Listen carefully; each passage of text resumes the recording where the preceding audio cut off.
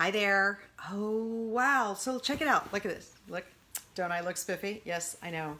I did a corporate lecture today, but with this, I got to tell you, I've got my leggings on. Ah! Yeah, so, as long as you only see from here up, you think I'm fully dressed during a time like this. But, I got my leggings on.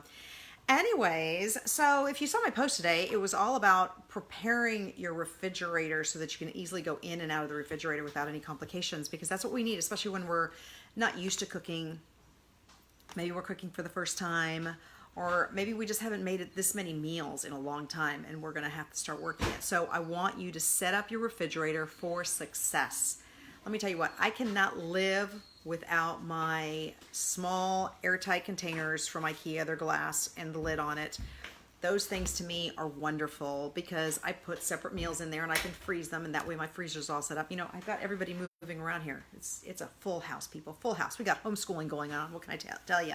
But on that note, I want you to really set up your refrigerator for success. So if you haven't had a chance to, why don't you go to my website, aditalang.com, and check out my recipes. They're easy. They're easy for you to make, but yet they give you a lot of nutrition. Okay, so I'm going to leave you with that thought. And hopefully we're going to get your refrigerator set up. If you have not downloaded my Kitchen Pantry Toolbox, do it. It's free. It's basically to help you clean out your pantry, because I would hope you have a little bit of time right now. So with that time, make it so that your refrigerator and your pantry are cleaned out. Nothing's expired. You have no junk in there. I love it. I go to people's houses and I clean out their pantry, and half the time they don't want to throw anything out because they feel like they spent money on it, but yet they're never going to eat it, or it's expired, or it's just gross. And so you got to get rid of that stuff. It should not be in your refrigerator or pantry. Make your refrigerator and pantry the place that you can easily go to. Other thing I want you to keep in mind is make sure you kind of unite everything. So in theory, if you had baking items in your household and you had 4 over here and 2 over there, that makes no sense. Make sure you put things together in bins. I love bins. Bins is a good way to do it too. So yeah, I use bins for all of my spices that I use every single day. They're in one bin.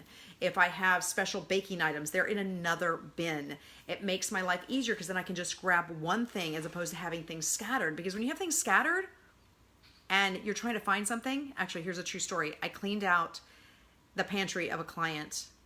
3 green garbage bags came out of this pantry and refrigerator, I must say. But she had 7 things of garlic salt, because she kept scattering the garlic salt, and then she thought she didn't have any, so it was somewhere else. And then when she'd go to the store, she'd go, oh, I have no garlic salt, let me buy another one.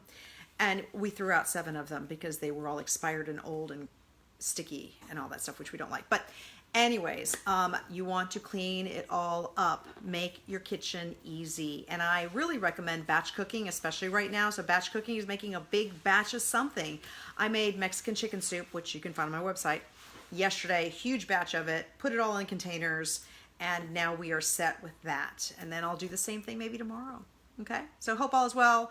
You guys keep eating the right foods, keep doing what you need to do. Send me questions. Listen, I'm a health coach. I'm here to help you guys. And so if you guys feel stuck, please feel free to reach out to me. Send me a question. I'm here to help.